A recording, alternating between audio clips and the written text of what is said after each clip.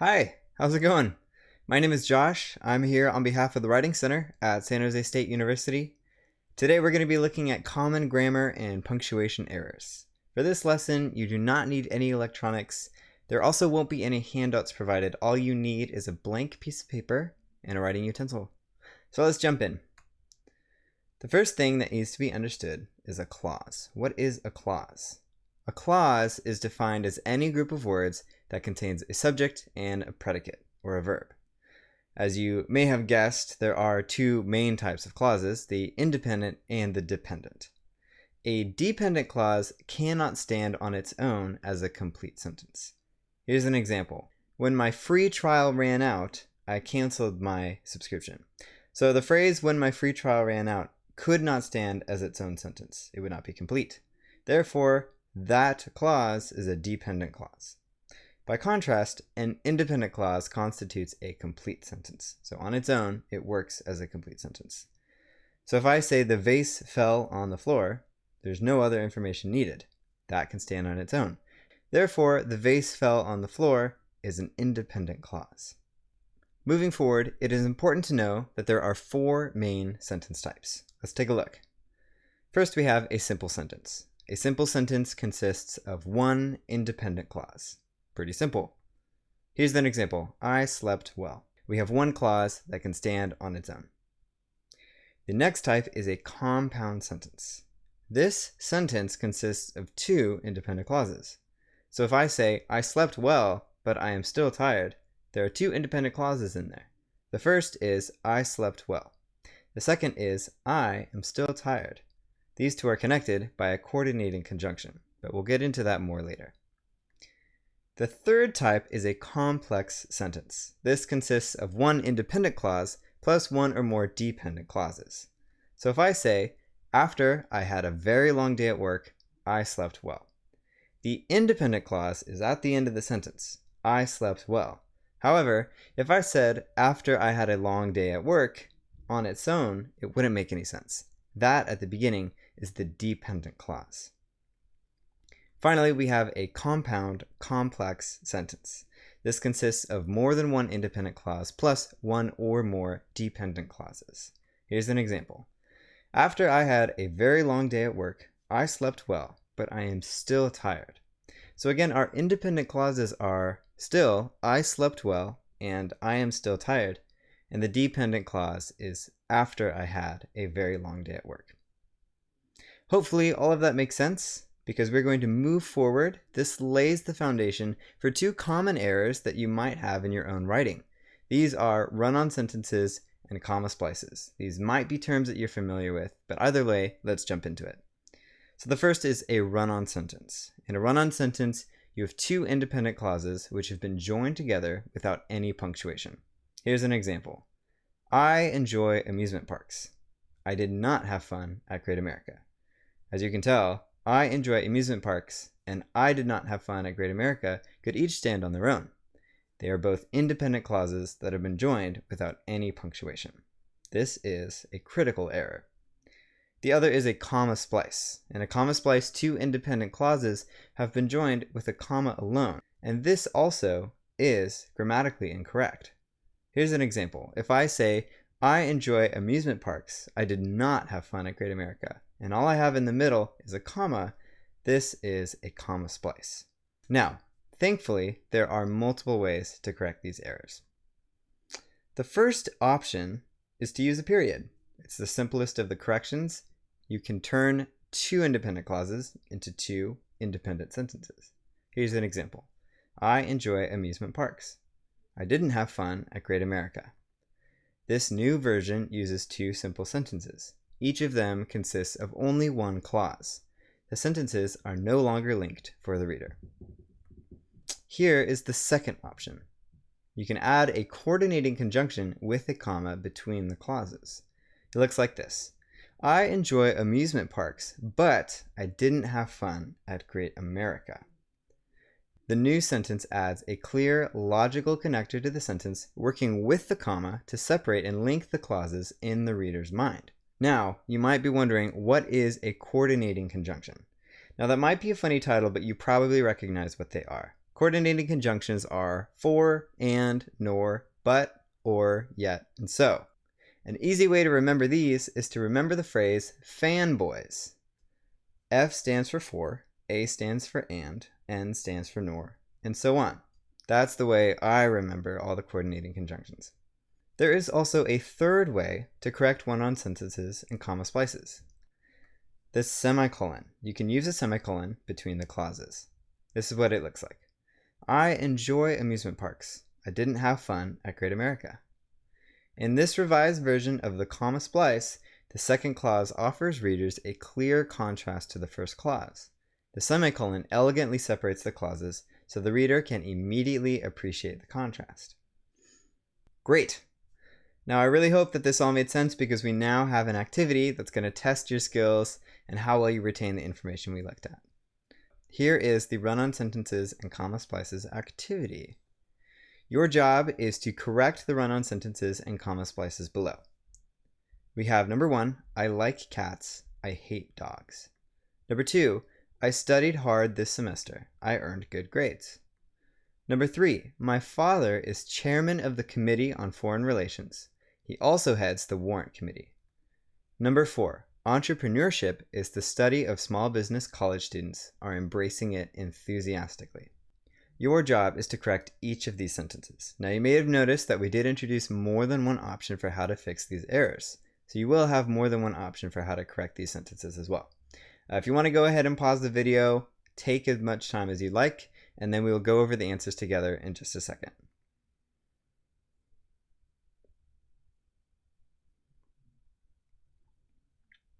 Okay, hopefully that was enough time. Hopefully you're able to give a thoughtful answer to each of these and able to write them down. Let's go ahead and take a look. Now again, as I mentioned before, you can have a different answer than I got and still be correct. But these are the answers that we at the Writing Center thought was the best fit for each sentence. So here's number 1. I like cats, but I hate dogs. Here we used a coordinating conjunction to create a contrast between the two independent clauses. Number 2. I studied hard this semester. I earned good grades. In this example, we used a semicolon. Number 3. My father is chairman of the Committee on Foreign Relations. He also heads the Warrant Committee. In this example, we chose to use a period to separate the two independent clauses. And finally, number 4. Entrepreneurship is the study of small business, and college students are embracing it enthusiastically. So for this one, we chose to use another coordinating conjunction. So maybe you got the same answers as we did, maybe you chose a different one. Hopefully you understand the different ways that you can correct your run-on sentences and comma splices. Great. Well, that is the first part of the lecture. We are now going to move on to talk about dashes and colons.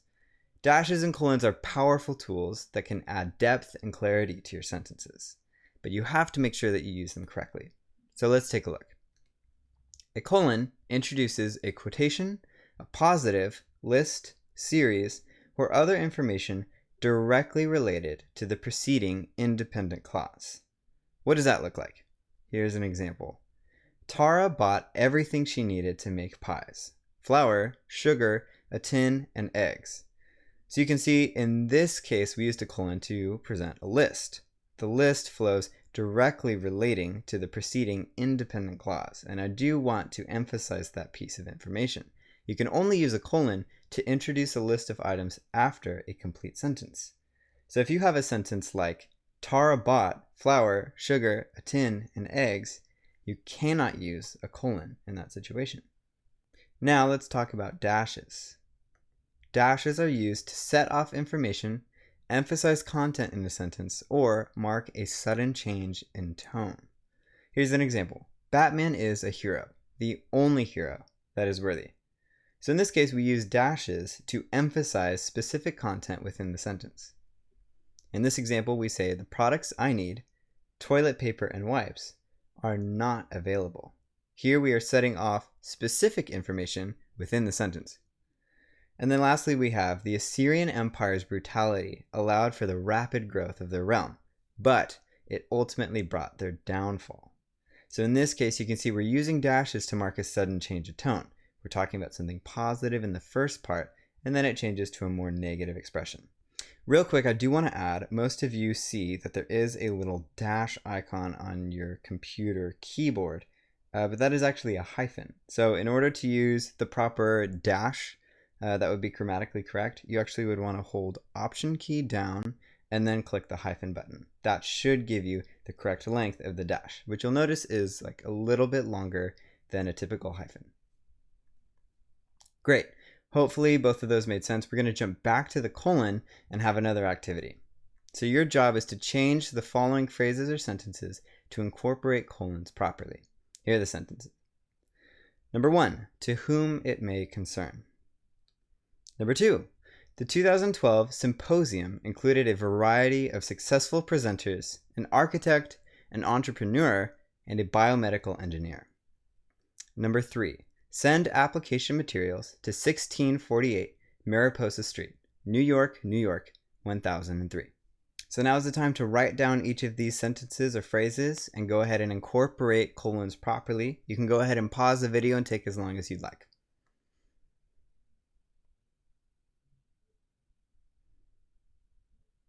Hopefully you feel like you had enough time to write down a thoughtful answer for each of these. Let's go ahead and take a look. Now we are going to change the following phrases or sentences to incorporate colons properly. Number 1, we added a colon at the end of the phrase, to whom it may concern. Number 2, the 2012 symposium included a variety of successful presenters, an architect, an entrepreneur, and a biomedical engineer. In this case, we are entering into a list, so we begin the list with a colon. Now number 3 was a little bit more tricky. Maybe you figured out a way to make it work, maybe you didn't. But we have this. Send application materials to this address. 1648 Mariposa Street, New York, New York, 1003. Now we had to add this address because before a colon, you have to have an independent clause. If all we said was send application materials to, that could not stand as its own sentence. So we had to add this address to make an independent clause precede the colon. Good, so now we're going to move on to our final activity. We're going to work on dashes. Hopefully you still have room in your paper because we have a few more to go. So our job here is to change each sentence to include a dash or pair of dashes to set off the bolded part of the sentence. Number 1, her husband's claim that he was too tired to take out the trash, a weak excuse if she ever heard one, was one item on his long list of grievances. Number 2, people make decisions to benefit those whom they consider most important, themselves. Number 3, she was excited to go to the concert until she learned that her ex was also going. So please take a minute, feel free to pause the video, and implement a dash or pair of dashes to set off the bolded part of each sentence. Okay, the last activity, let's see how you all did. Number 1, her husband's claim that he was too tired to take out the trash, a weak excuse if she ever heard one, was one item on his long list of grievances.